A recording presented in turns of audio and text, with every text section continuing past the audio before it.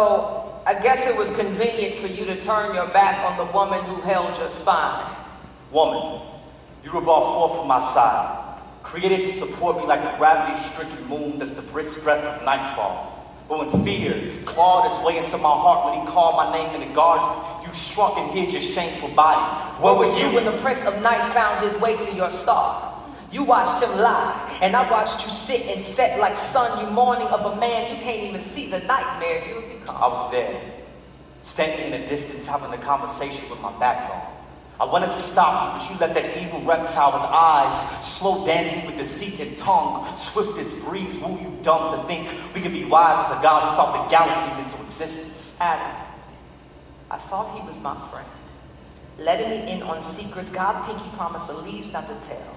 He pointed to my tree, and as my faith in his lies led me to stare, I watched death become gorgeous. God is beautiful. Adam, my tongue became sight. The fruit looked too good not to taste. Taste and see that God is good. God is thief. He kept us from the one thing he knew would turn our minds dead. No, God is wise, Eve, can't you see? In our feast for knowledge, we have become fools. Searching for wisdom in a mere branch, we forgot about the God who had the power to grow us from dust with no roots. His mind is wide as sky, and we were free as clouds, but now the silent hum of shame echoes the land. The eerie chill of Father's curse crawls across our conscience, and the very river we bathe our naked souls in is damned because of you.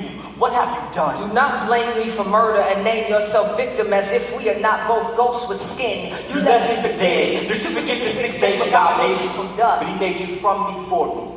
While sleeping, he called you from my cage bones, but you wanted to leave for pride knows how long. Took heed to a full-legged snake without consulting me first. You didn't respect me. He gave you authority. He made you the head of us, but you became neck. I can still see the apple stuck in your throat. Adam, swallow your pride.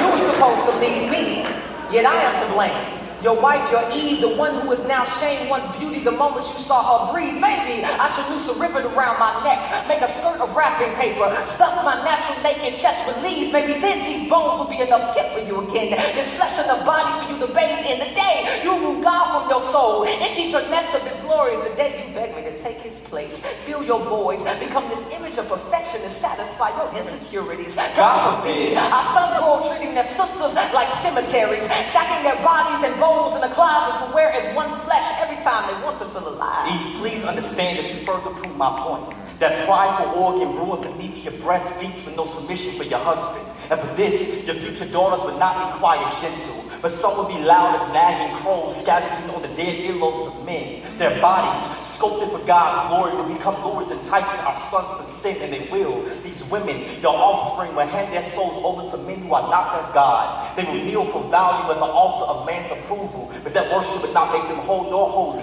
Do you see what you have done? You have made this about you by blaming me. We are both sin wrapped in flesh, both broken creations, stained glass windows with no shine, no sun, no light. We are both dark, imperfect, lost. We are fallen. Wife, I'm sorry. Have you any idea how shameful my inside screamed for not protecting the only woman I've ever known and loved from the sting of death? I feel like a lonely grave, wallowing in a walking coffin of a body, waiting for a voice louder than my fears to resurrect this scared corpse of a man I buried 6 feet under guilt. But believe me when I tell you, you are still the woman my vision sung to when I first saw you in Eden, Eve, even if God chose to separate us for 1,000 years from what we have done. I will write you everyday faithfully, and my letters will literally litter the land with love, my lady. But excuse me if the blood on my hands still drips thick with condemnation. I can only pray this venom doesn't poison our unborn son Cain. There is a murderer living in my genes, and I would die if he follows in his father's footsteps. Adam, forgive me in my limbs, and that heart that led them away from the safety of your palms. The parachute folded beneath the bloodstream I left in vain. I promise I will never try to fly without you again. Your word is wind, and I am convinced that I would be fooled to disrespect the tornado I was created to love. You mentioned our sons, but remember our God. Remember what he told devil as he cursed serpent. He spoke of my womb, and from it a seed will come. The devil will strike his heel, but our seed will crush his head. Yes, we We are dying, but one day we may rise from the dead. We are not hopeless. Mercy has its sight set on us sinners, and its source is our God. He will rescue us out of the sea of sin. Like hands beneath a drowning soul, a rainbow before the lightning bolt speaks, he reigns. When the clouds crack their shell, our God will appear and show us his yoke is easy. A light too mighty for anything pitch black. Turn our backs back behind that Cajun crave. The way of escape is near if we wait with hope. Nailed to our faith, the truth caused stitch to our burning bodies. The life stretching like the arms of the horizon, rising for all to see. The sun still lives.